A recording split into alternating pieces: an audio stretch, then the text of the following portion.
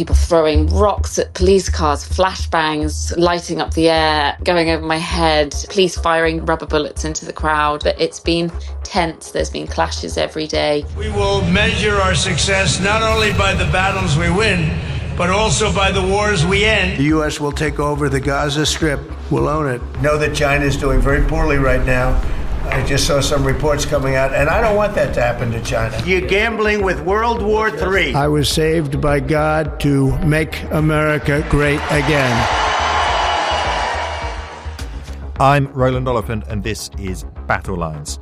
It's Friday, the 13th of June, 2025. It has been a week of chaos in Los Angeles. Last weekend, immigration raids by ICE sparked protests that in turn sparked riots. And every night since, the LAPD and protesters have traded rocks and rubber bullets. Taxis have gone up in flames, shops have been looted, the immigration raids have continued, and undocumented migrants have either been arrested or gone into hiding. Thousands of Latino residents have turned out to protest, mostly peacefully, against the ongoing campaign. But the clashes on the streets of LA pale in comparison to the larger political battle. Using a little-known legal loophole, President Trump overruled California's Governor Gavin Newsom to send in the National Guard. The president has also now mobilized Marines, who are due to hit the streets this weekend. President Trump said on Thursday that without the military, Los Angeles would be a crime scene like we haven't seen in years.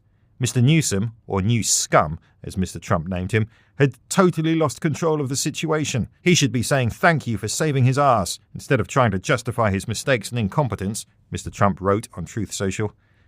Mr. Newsom, for his part, had this to say. Donald Trump, without consulting California law enforcement leaders, commandeered 2,000 of our state's National Guard members to deploy on our streets, illegally and for no reason. This brazen abuse of power by a sitting president inflamed a combustible situation, putting our people, our officers, and even our National Guard at risk. That's when the downward spiral began. He doubled down on his dangerous National Guard deployment by fanning the flames even harder. Trump is pulling a military dragnet all across Los Angeles, well beyond his stated intent to just go after violent and serious criminals. His agents are arresting dishwashers, gardeners, day laborers, and seamstresses. That's just weakness masquerading as strength. California may be first, but it clearly will not end here. Other states are next. Democracy is next. Democracy is under assault before our eyes. This moment we have feared has arrived. And so the chaos in Los Angeles is turning into a personality clash between Mr. Trump and Mr. Newsom, but also a political struggle between the state of California and the White House, a test of presidential authority and states' rights. It could create new precedents for the use of military force in the homeland with constitutional implications. For Mr. Newsom, it means a test of democracy itself.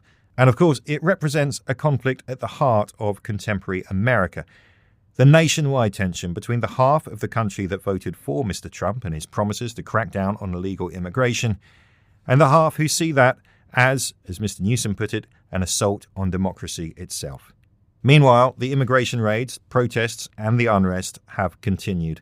The Telegraph's US correspondent, Susie Coen, has spent the week on the streets of Los Angeles speaking to both protesters and police officers. Here's what some of them had to say. I'm here because I want to fight for the rights of immigrants, and especially regarding the increase recently in ICE raids. I do not agree with that. I've been against ICE since I was a young kid. I'm here to make sure that our city is safe for all of the people here. My family migrated here, so seeing as I have family members that were in similar situations, I became aware of it at a younger age. They're taking parents from kids at courthouses. They're putting people in inhumane situations just because they came out here for a better opportunity. Whether or not they're going to stay here for the rest of their life, that's something we don't know. How can we judge? You know people personally who've been impacted by, can you tell me a bit about, without going into details? Dude, I know people that I work with that they can disappear tomorrow. we can't do anything, but what we can do is show up, and so they know that we have a voice and we're gonna use it. I just feel for everybody whose families are being taken away right now. So it must feel so unsettling and just devastating having your family. It is very devastating. Like, how do we go from enjoying having family here to like literally missing them because they're getting sent away? And like, there's nothing we could do about it, obviously, because we also have undocumented families that can't help and show up and do what they want to do to save our families. That's why I'm here to speak, and I'm here to show their names and everything to represent them. Maybe that can make a change. I know that a lot of people are doing the same right now. They want to get their voices out there to help our families. Earlier, I spoke to Susie about what it's been like reporting this story. I started by asking her to describe what she's seen over the past week. Right now, I'm in my hotel in downtown Los Angeles, which is just fairly close to where all the chaos has been erupting over the past several days. So we're on day 6 now, and there's a protest planned for 5 p.m, not too far from my hotel. It's been absolutely chaotic, crazy scenes. When I arrived on Sunday, I got off the plane, went straight down to downtown, and there were people throwing rocks at police cars, flashbangs, lighting up the air, going over my head, police firing rubber bullets into the crowd. I haven't seen scenes as chaotic as that since Sunday, but it's been tense. There's been clashes every day, and it just seems like there's no end in sight, really. Could you give us a sense of the geography of it? Is this happening in specific places or one or two intersections, or is it spread further out around the city? The downtown protests have been concentrated around the federal buildings, which the detention centre and the federal building. So that's sort of been the nerve centre of the protests. But then as they're moved along by the police, dispersed and then kettled and moved on to different places, it has spread to streets around there, but it's generally around that area, which is where the mayor put in a curfew yesterday from 8 p.m. till 6 a.m.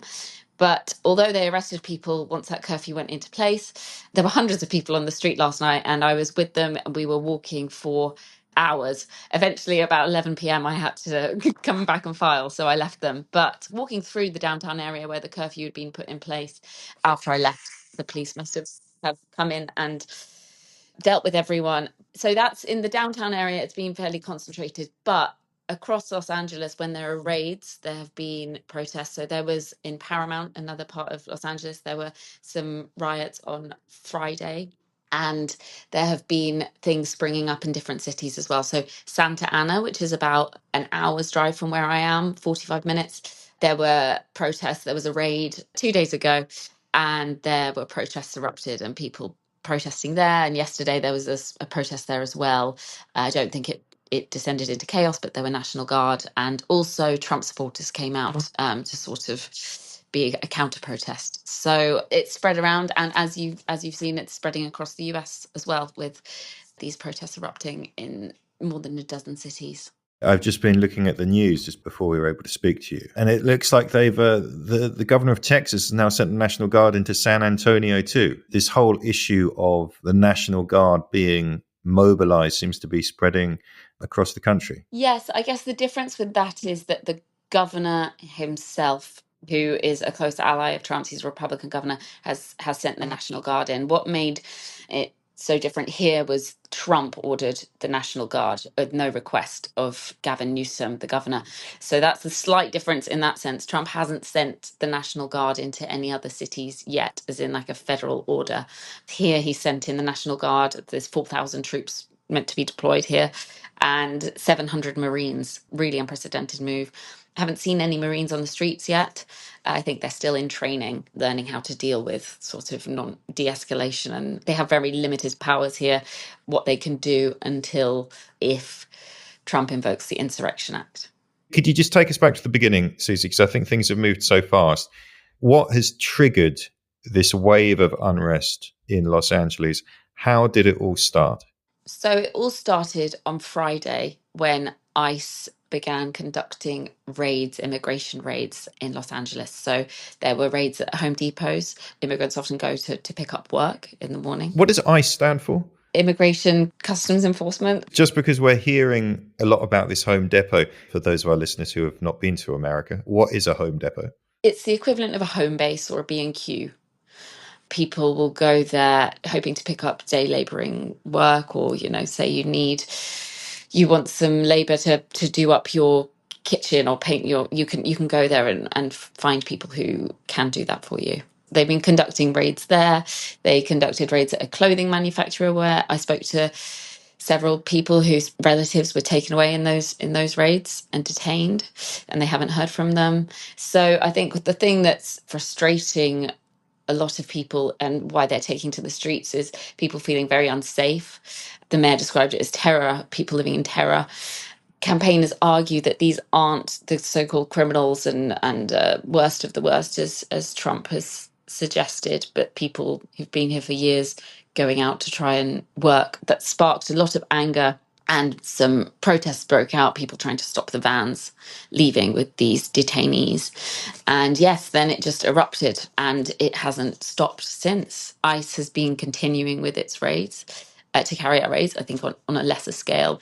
When one of these raids happens, unrest and protests tend to erupt in those places. So Santa Ana, the raids on Monday, then people took to the street and there was chaos, and National Guard called. And I'm sort of keeping my ear to the ground of as and when these raids might be taking place. Obviously, ICE doesn't give warning about these. So the word spreads among the community. Things will be posted on social media saying happening now, go and support. And that's when I think things will continue to break out. Where does the LAPD stand in the middle of this? Because, of course, you have ICE, which is, I believe, a federal agency. You have the National Guard that's been brought in by Donald Trump against the wishes of the governor, which is unprecedented. And then you have the LAPD, and I suppose outside the city area, the LA County sheriffs, who work for a governor and a mayor who are not necessarily that supportive. The law enforcement situation seems like a bit of a mess. How is that playing out?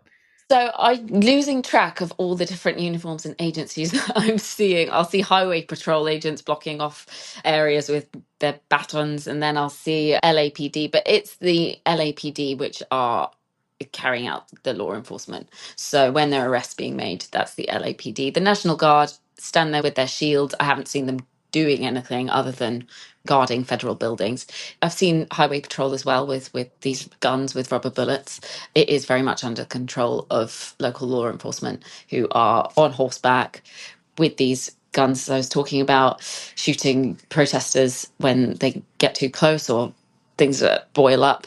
Yesterday I got caught in a kettle, which is when the two lines of police, I was on a street, some protesters had just run out onto the highway very briefly, nothing like we saw on Sunday when they really occupied the highway. And the police sort of came from either side in a line, squashing us closer and closer together. It was mainly media at this point. Most people had left, squashing, and then until there's no space between you, and then they arrested everyone in that kettle, pretty much. Luckily, I had my credential on me, so I was managed to escape. But some press have been detained. It's a bit of a hairy situation. It doesn't feel completely safe as a reporter out there because you don't know how the police are going to react. I wanted to ask you about that. There has been this video going around of an Australian reporter being apparently deliberately shot at by a police officer. I mean, I think you've even got a piece on our website at the moment about how you and a Telegraph photographer were also targeted. Could you tell us a bit about what happened to you and to him? The difference between what happened to us and what happened to that journalist is quite different in that we were covering the protest. It turned quite quickly into something, it'd been very peaceful all day. We were fairly far back, but then suddenly things turned and the police started firing into the crowd. And as we were getting away, unfortunately, and we were at a safe distance, my colleague John Putman got a pepper ball to the side of the head, hit him in the ear. All the irritant puffed out, went over my goggles, and we ran away. But yes, it does feel unsafe as a reporter getting too close to the police lines because you don't know if that they are going to target you, because we have seen cases where clearly identified members of the press, and, I'm wearing my press pass very clearly, have been shot with these non-lethal bullets. So it feels hairy, it feels unsafe, and you just don't know. You don't know if you can you can trust in this situation. That leads us into the question of the violence. Depending on how sympathetic you are to one side or another, you might call these riots or you might call them protests. It sounds to me from what you're saying that you've seen elements of both. You just described a peaceful protest that then suddenly turned very violent. How would you characterize what's going on here? Or where does the truth lie between those two different terms? I think both things are true at the same time. I think the majority of people there are peaceful protesters. A lot of people aren't wearing masks. They're holding up signs that they've made at home. There are children there. They're waving their flags and they want their voices to be heard. I'd say that's the majority. But then there are people who are there looking for trouble. A lot of masked people who come to these demonstrators, who come to these things and want to invoke a response from the police, maybe throwing eggs or throwing fireworks or throwing rocks, and then things boil over. It feels extremely tense most of the time, I would say, because you just know that it could turn at any minute. There's definitely the majority of people who are peaceful and want their voices heard, but then these complete agitators who are setting fire to Waymo cars, the self-driving cars here that we saw torched on Sunday. They're throwing rocks, they're throwing Molotov cocktails, and they're looting. But I feel like most of these agitators are coming out at night or towards the end of the protests, and then when nightfall comes, it can become a bit of a free-for-all, dumpster fires, and that's just when things start to feel a lot more unsafe. What have people been saying to you, the people who you've spoken to? Is there a common theme? Do any conversations stand out and kind of bringing out what's going on here? Most of the people I've spoken to are there to protest peacefully, and they don't approve of the violence that's being used. However, the phrase I'm hearing again and again is you don't know their story. You don't know what's happened to them. People respond to things in different ways. They're not condoning the violence, but saying, you just don't know if this person's had their parent ripped from them or taken from them in one of these raids, and that's spilling out into violence. That can't be the case for everyone there. But yes, I think the majority of protesters I've spoken to don't condone it, but they also say that they can understand that people respond in different ways to traumatic and upsetting things. Not everyone causing this violence. You can't say that everyone has had a personal experience with this, because it's it's very widespread. So there's definitely people looking for trouble as well. And who are the protesters? I haven't actually spoken to anyone out of town who's not from LA or in the surrounding areas. They're teachers, they're students, they're parents, that sort of thing. So there's the main group that I've seen is the LA branch of the Party for Socialism and Liberation. They're posting every day saying, protest 5 p.m. here or protest 1 p.m. here. But there's lots of different groups organising. There's also, I'm sure, groups of agitators coming in. Is this mostly coming from the Hispanic community and the immigrant Mexican community? Yes. Everyone I've spoken to, generally, some are first generation, some are second generation, some are immigrants who've come here and now they're citizens. It's the Hispanic community that I've seen out. What struck me was that a lot of them, or at least the woman I spoke to in your interview, I mean, she doesn't deny that a lot of them are undocumented. She talks about them not wanting to come out because they know they could be deported. That's the sense from everyone. I spoke to someone last night who was out past the curfew, and he was saying that his father had been deported twice and was back in Mexico. His stepfather was also deported and is back in Mexico. He was born here. He's just saying there's a sense of fear and uneasiness that you have. Until it's an issue, you don't realize that your parents, you might not realize that your parents are undocumented. A lot of these people either know people or are related to people who don't have papers and aren't documented to be here. The flip side of that would be that I suppose Donald Trump or his supporters or ICE would say, well, you are therefore criminals. You shouldn't be here and we should be deporting you. Exactly. They say they are illegal, as they call them, illegals. and you've come to this country illegally, they would say that they have every right to deport them. Immigration has been unchecked, and they believe that's one of the huge issues with in the US at the moment. And that is something that I heard on the campaign trail. It is something that a lot of Americans are concerned about, is the spike in immigration. So yeah, it's a very thorny issue. I was just speaking to a writer based in LA, and he talked about a certain sense that we're Los Angeles, we've always been quite volatile. Maybe the White House knew this was going to happen, that there's an urge to provoke a confrontation, perhaps because it is what is called a sanctuary city, perhaps because of the conflicts between Newsom and Trump. What do you make of that? Is that something you're hearing, that kind of debate? Yes, definitely. I'm hearing that, this is what they want. Trump wants things to spill over into even more violence and unrest, so he can declare the Insurrection Act and embolden the powers of the federal agents over here. It adds justification, some might argue, to the necessity for these raids, and they're under attack and ICE agents being targeted and things like that. It adds arsenal to his arguments about why this is necessary, and the threat to America from these players. Just tell us about the Insurrection Act. What is it, and what would it mean if it was invoked? The Insurrection Act would permit the president to use military forces to end an insurrection or rebellion.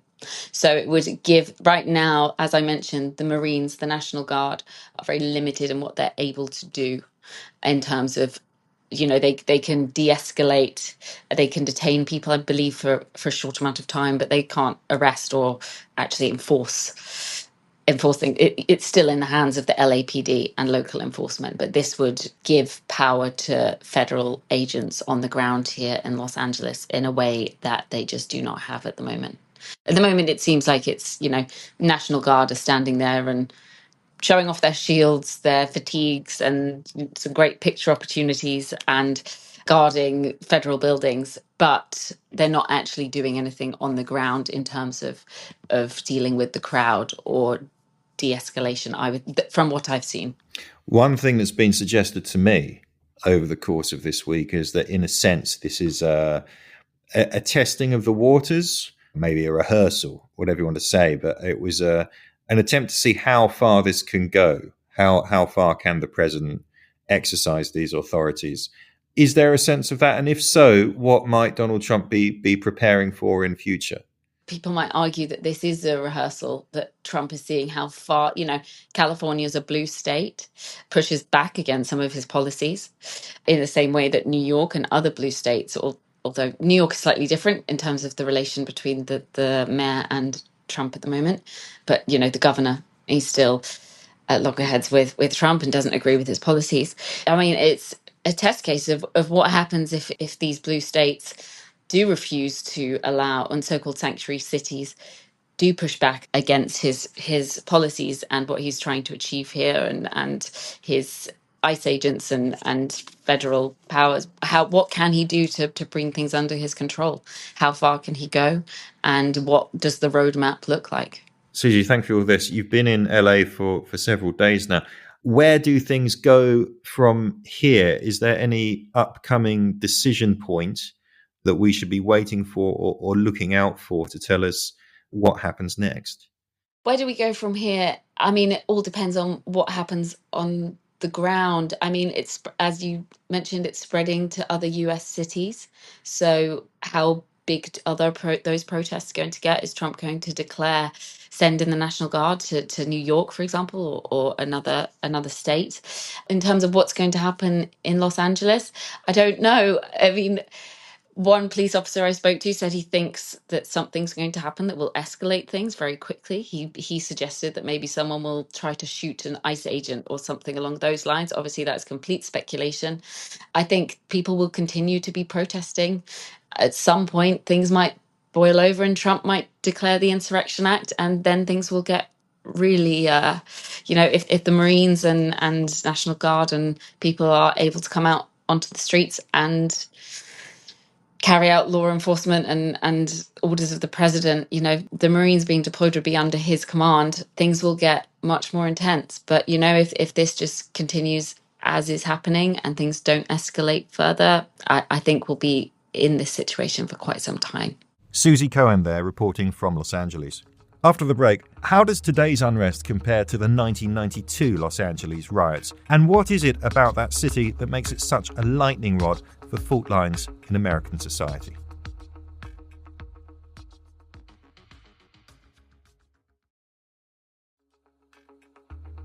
Welcome back. LA is one of those cities that many of us feel we know just because we've seen so much of it in the movies. That's not the same as living there, however. But the writer Ryan Gattis does just that. He has in fact been called one of the most penetrating and clear-eyed commentators on contemporary Los Angeles. His 2015 book, All Involved, follows 17 narrators through the riots that tore the city apart in 1992, a defining moment in LA's recent history. Earlier this week, I spoke to Ryan from his home in southern Los Angeles about how the current unrest compares to 1992, how Los Angeles has changed in the decades between these two outbreaks of violence, and what it is about this extraordinary, sprawling city that makes it a lightning rod for national tensions.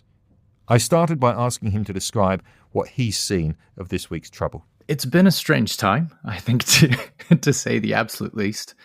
I was out at an art opening on Saturday evening in Echo Park. We went across the street with some friends to have dinner. At one point, everyone's phones started blowing up and multiple emergency vehicles started speeding past us on Sunset Boulevard there toward the downtown area. I have to admit, even just sitting there on the street and seeing, several emergency vehicles going by with multiple law enforcement members actually just hanging on to the sides and the back, I just thought, wow, this is probably kicking off. When I came home and had an opportunity to sift a bit more through the news, it really doesn't seem to be as large as it was made out to be, at least initially, Friday, Saturday.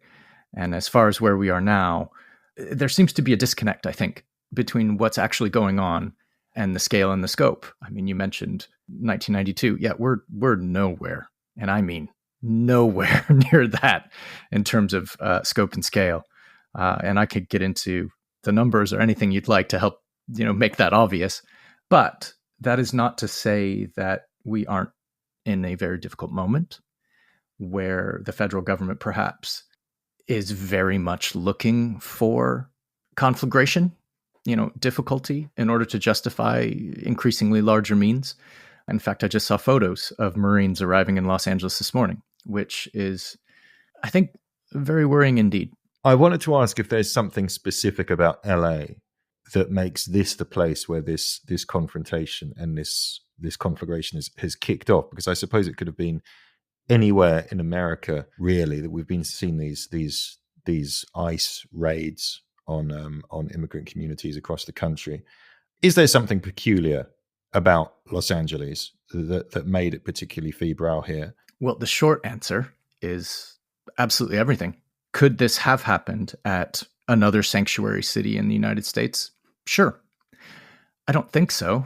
I think the LA spirit has always been one of wanting to stand up, to protect your own, to be open to and even willing to using violence as a language or as a means to communicate if tensions or anger have risen to a level where words simply aren't enough. Whether we're talking about 92 or 1965, or, this is something that has happened in Los Angeles again and again. Even in All Involved, which you mentioned earlier, there's even a character who says, oh, don't worry, this is going to happen again at some point. It's just what we do. It's one of the cycles of Los Angeles. Now, I mentioned sanctuary cities, and I think it's important to perhaps, make it clear to the listeners what that is. And essentially what that is that the city limits its cooperation with federal immigration authorities, which means local law enforcement, if you're ever in need of help, they're not going to ask you what's your citizenship status before they help you. They're just going to help you. Further, they're not necessarily going to help these federal agencies target schools, workplaces, or even neighborhoods. It's a low-grade resistance, but I think it's one that ultimately tries to keep in mind the practical understanding of economics. Like it or not, California has a tremendous amount of immigrants who do incredibly important jobs. Agriculture is an enormous part of that. How America gets its food is mainly through braceros and, people who have been, helping pick fruit, veg in America for really a very long time. I mean, there have been patterns of migration long before California even joined the United States. So in a way, I suppose it was meant to be, I think, also because, Los Angeles is a city, of course, of 500 square miles, but it's also a county of almost 4,000 square miles, roughly the size of Jamaica. We are an enormous place. Policing an area like this at the best of times is not easy, but what has always historically generally been the case is that the mayor gets to decide, the governor gets to decide if there's a need for more resources. And in this case, that's not what happened. The federal government decided to send in the National Guard without being asked for help.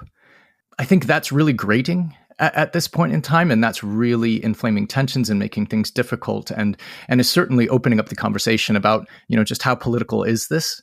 Does anyone really care about safety, or is this just an opportunity for point scoring and for opportunities to see things on television that will inflame or inspire one's base and push from there? You mentioned seeing Marines on the streets. I've just been going through the archives. Marines, I think, were deployed in 1992 as well. And I know you began earlier on saying that we're nowhere near 1992, and yet the comparison I think we should talk about it, because the way this has been reported over the past week is about this huge scale of conflagration, almost in the same kind of terms. And I have seen, I think it was an LAPD officer speaking to I think a BBC journalist or someone saying, look, I haven't seen anything like this since 92, even if it's not the same scale. Tell us about 92 and tell us where, in your view, the comparison stands and where it completely falls down. I think the first thing to do is potentially ground ourselves in the facts as best we can of what happened in 1992. And the fact is that the riots lasted 6 days. I think they finally ended on Monday, May 4th, 1992. 10,904 arrests had been made. Over 2,383 people had been injured. 11,113 fires had burned, and more than $1 billion worth of property damage was sustained. And that's in $92, not in $2025, which is significantly higher, I assure you. Now, in addition, 60 deaths were attributed to the rioting, but this number really fails to account for murder victims who died outside of active rioting sites because there was little to no emergency assistance. I think that's not what we're dealing with right now. I mean, that was a mutual aid situation where you had as many law enforcement agencies as possible in LA County and truly unable to keep a lid on what was happening. I think where we find ourselves now is this is relatively localized to the downtown area. We've also had, issues in Paramount and a few other places where raids were responded to, I think perhaps initially on social media, and that brought protesters out. Tensions potentially escalated from there.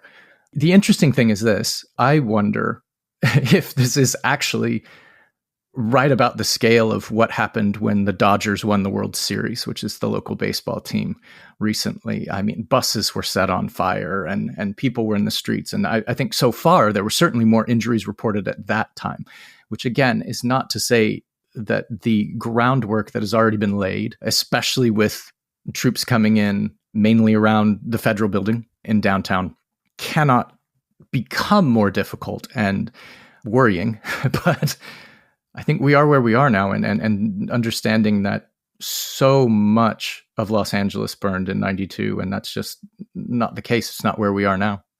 Do you feel that some of the coverage has been a bit too apocalyptic in that case?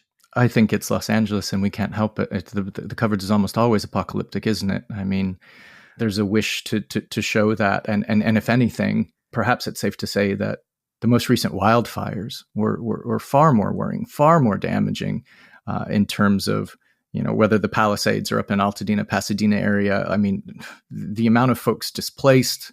And I think we're still reeling from that, to be honest. I think it's safe to say that people are exhausted and struggling.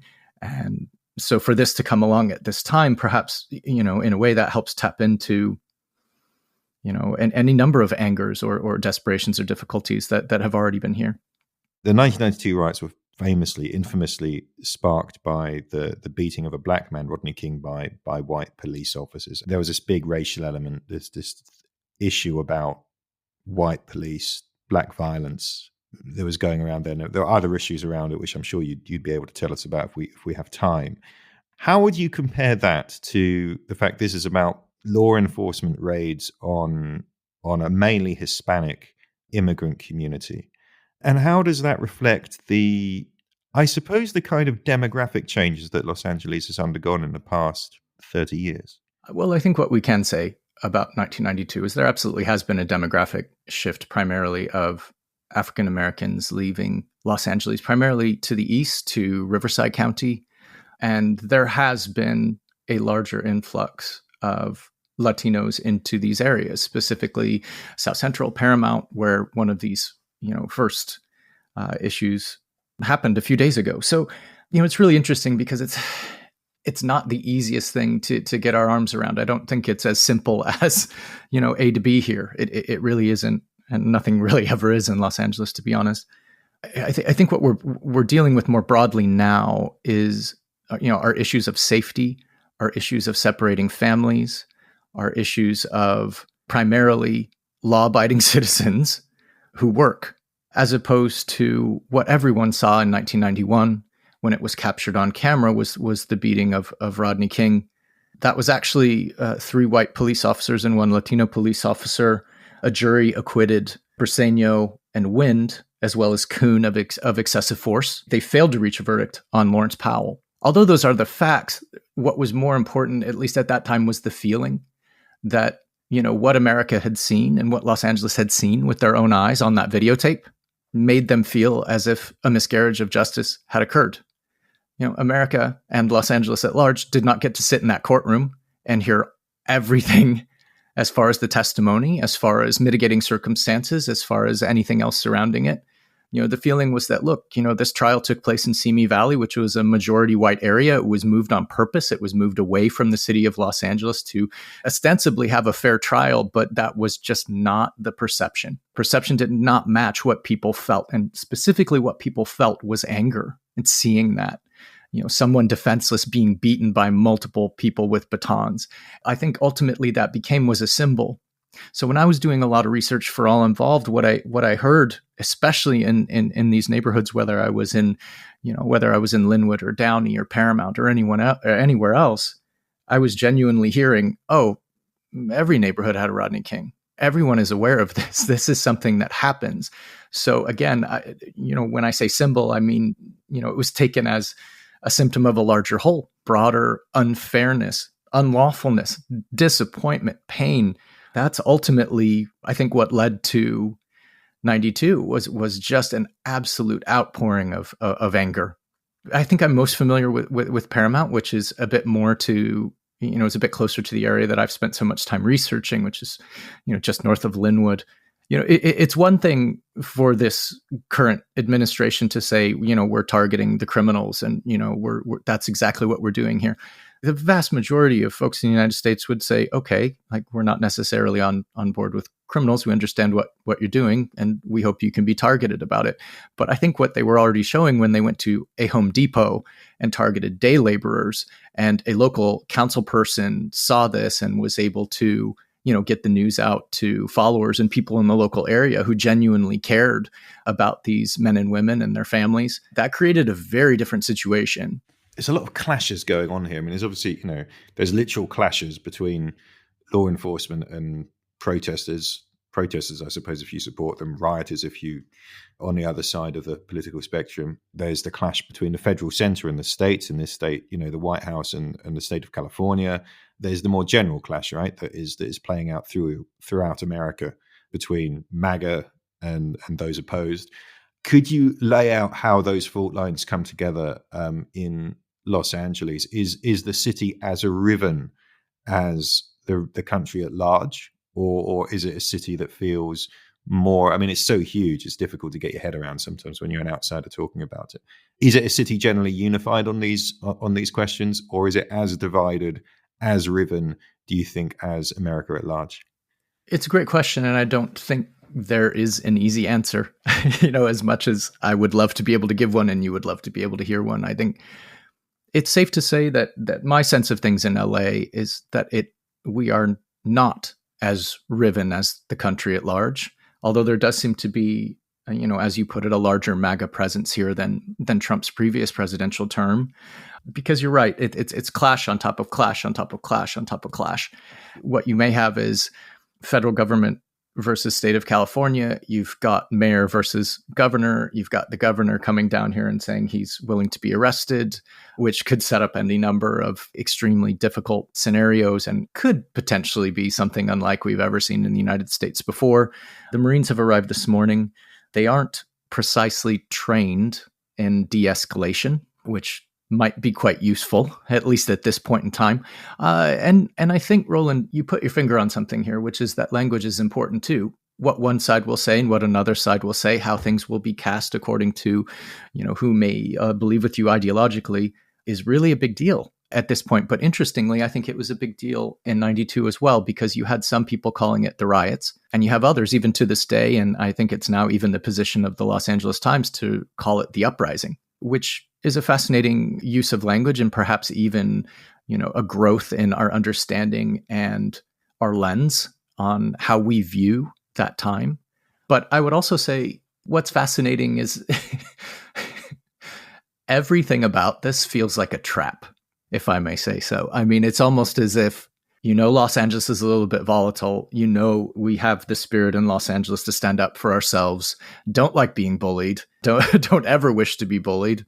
It's really got all the makings of a very real political clash, but also potentially, a clash on the streets, which obviously serves some folks and their worldview abundantly well, depending on what those images might be and how they can be framed accordingly. I was just actually reading, I think on Monday, Gustavo Arellano was saying in the LA Times that uprisings have a time and a place. And I think he also referred to it as a trap, but not when it's a trap that you willingly run into. Because I think it's safe to say that that's probably where we are now might very well be what Los Angeles is dealing with for weeks, months, and even years with this particular administration, if they indeed dig in and wish to make an example of Los Angeles. And I would say, the broader context here is that as Los Angeles goes, so goes America. In some cases, that's really great in terms of arts or culture or music or food or anything else. But it's also true of the bad things, the negative things, or things that simply need addressing that can't be addressed in, I'm sad to say, but a peaceful manner. I think that's also the context for why I say it's potentially such a worrying time, because I think, look, they will come for Los Angeles now, but I think the Los Angeles Times was even reporting this morning that raids will be widening in California and will be targeting agricultural communities, which once again, that points back to the economic question that we discussed and food scarcity and potential food shortages and rising cost of food.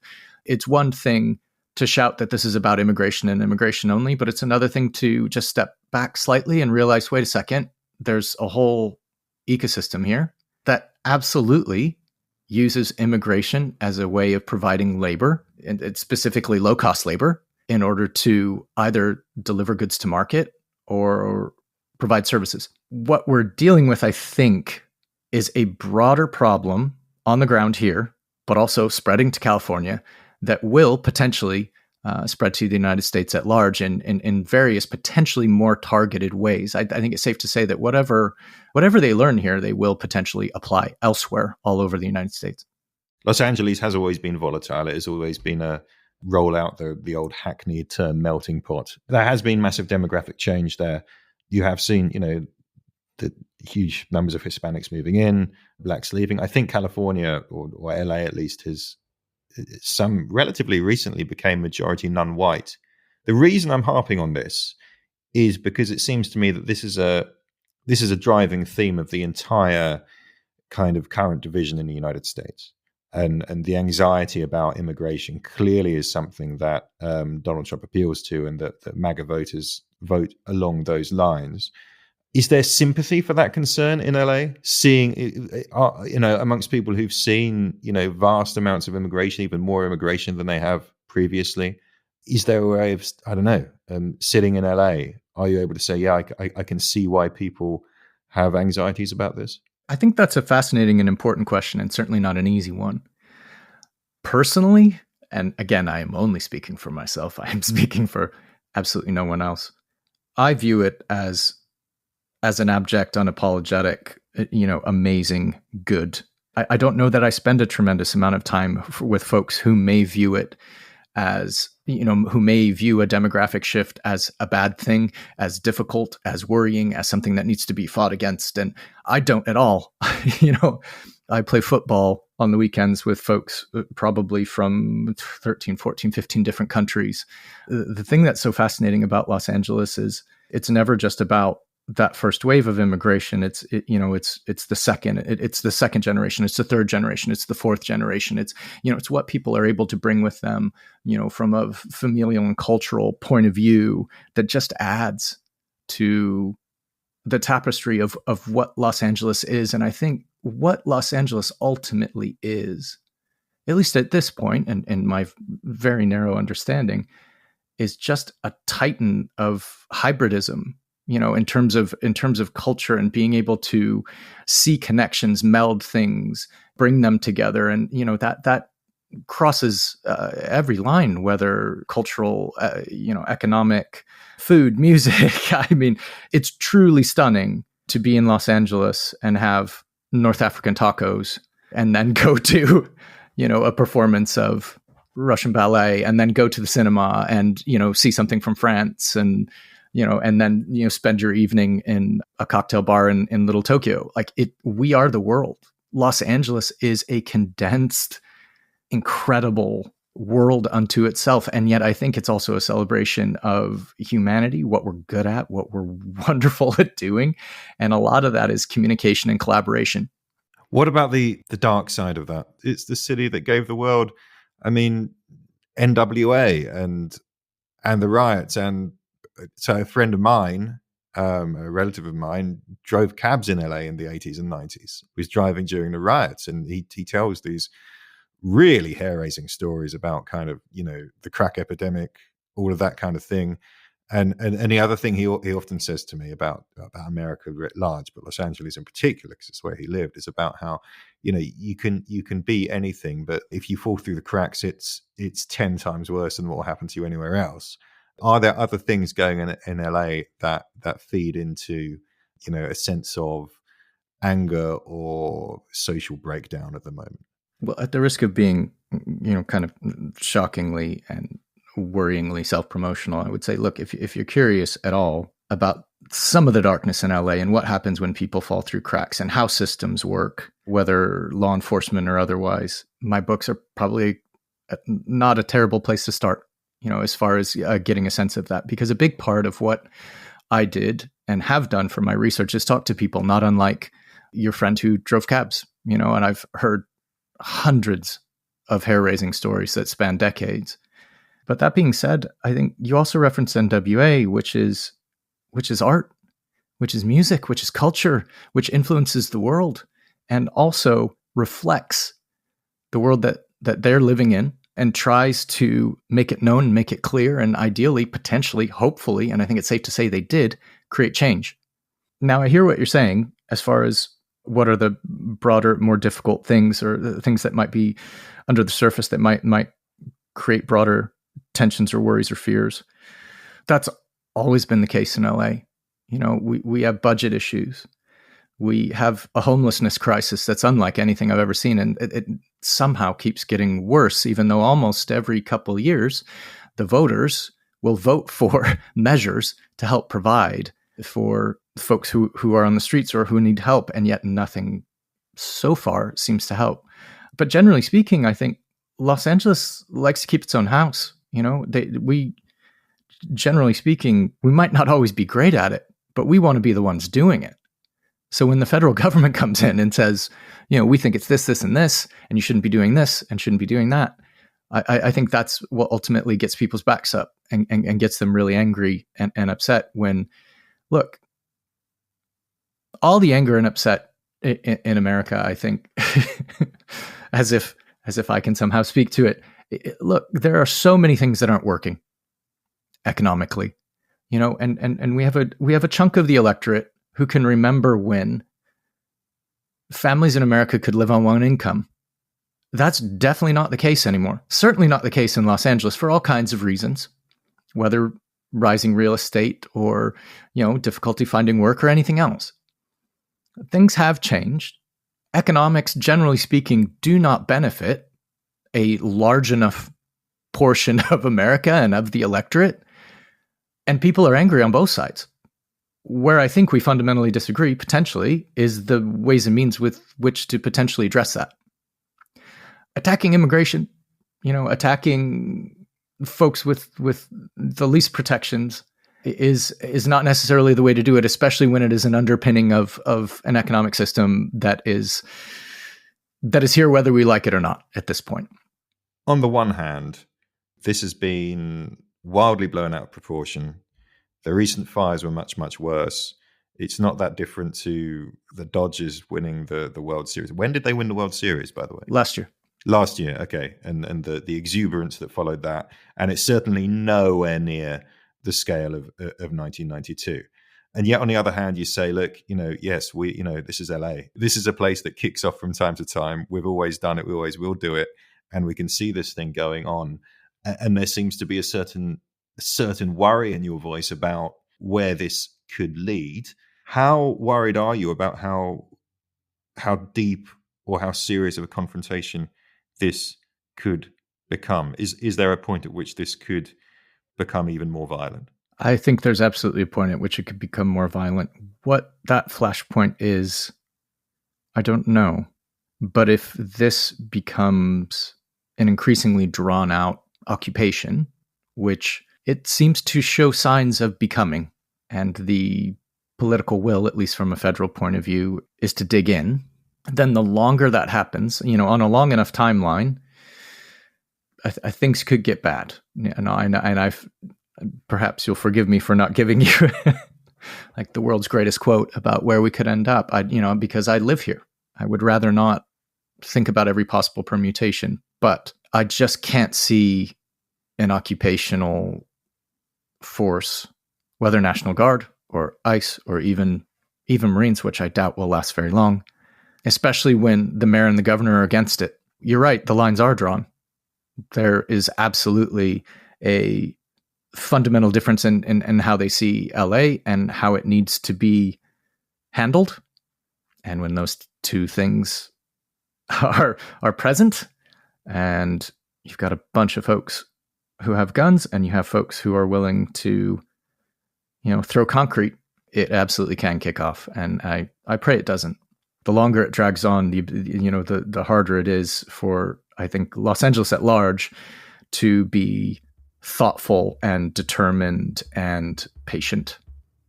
And it just becomes tougher and tougher. The writer Ryan Gattis there, speaking to us from Los Angeles. That's all for Battle Lines this week. My co-host Venetia Rainey will be back in the chair on Monday with a special dispatch from NATO exercises on the Baltic island of Gotland. Until then, that was Battle Lines. Goodbye. Battle Lines is an original podcast from The Telegraph, created by David Knowles and hosted by me, Roland Oliphant, and Venetia Rainey. If you appreciated this podcast, please consider following Battle Lines on your preferred podcast app. And if you have a moment, leave a review, as it helps others to find the show. To stay on top of all our news, subscribe to The Telegraph, sign up to our Dispatches newsletter, or listen to our sister podcast, Ukraine the Latest. You can also get in touch directly by emailing battlelines@telegraph.co.uk or contact us on X. You can find our handles in the show notes. The producer is Peter Shevlin, and the executive producer is Louisa Wells.